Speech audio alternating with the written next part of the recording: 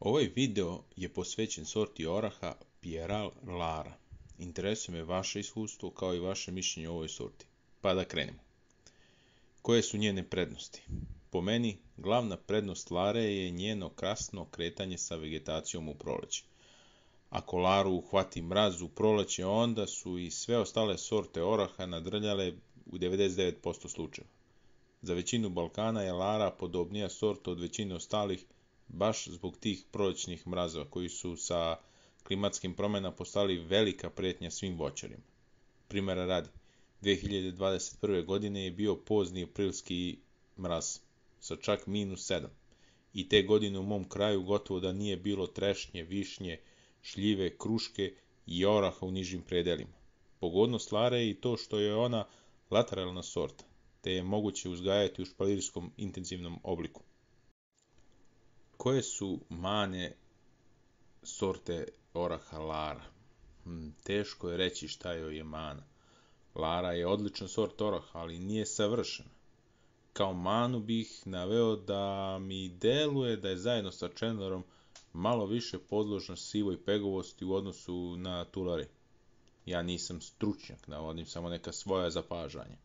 2022. godine ta godina je bila izrazito sušna, ali su noći bile relativno hladne, pa smo u julu i avgustu imali jake rose. To je dovelo do češće pojave sive pegovosti na Lari. Da se razumemo, ako se radi hemijska zaštita, onda siva pegavost i nije neki problem. Poređenje Lare sa Chandlerom. Lara kreće sa vegetacijom nekih 10 do 12 dana posle Chandlera, što je veoma bitno za područje gde su mogući kasni prolećni mrazovi. Druga bitna stavka je što Lara završava nekih 10 dana pre sa vegetacijom, odnosno pada joj list ranije, što je takođe bitno zbog ranijih jesenjih mrazeva. Razlika je što plod Lare opada takođe nekih 10 dana pre Chandlera i za razliku od Chandlera njen plod lako opada iz opne jer se ona otvara u potpunosti. Zanimljivo je i da iako Chandler ima lepši plod na oko, Lara ima bolju aromu, barem je meni tako delovalo. Poređenje sa Tulare. Prva razlika Lare u odnosu na Tulare koja pada u oči to je što je Tulare bujna sorta. U prvim godinama to je poprilično izraženo u mom slučaju i Tulare deluje kao da je posađen godinu dana ranije.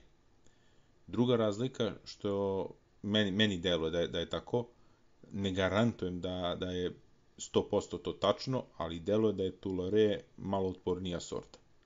Možda to tako deluje zbog njegove bujnosti. Još jedna razlika je što Lara kreće sa vegetacijom nekih 8 do 10 dana posle Tularea. Zanimljivo je što recimo Tulare pre uzri u odnosu na Laru i ranije odbacuje list. Lara je pored Tularea sorta koju planiram za proširenje svog zasada. Teško je suditi kada nemam zasad od 25 godina i da mogu da tvrdim da je nešto tako i tako. Moje zapažanje i ono što mogu sa sigurnošću da tvrdim je da Lari dajem prednost u odnosu na izvikani Chandler ili turski orah, kako ga preprodavci sadnica još zovu. Ako brinete zbog mrazeva, onda je Lara odličan izbor.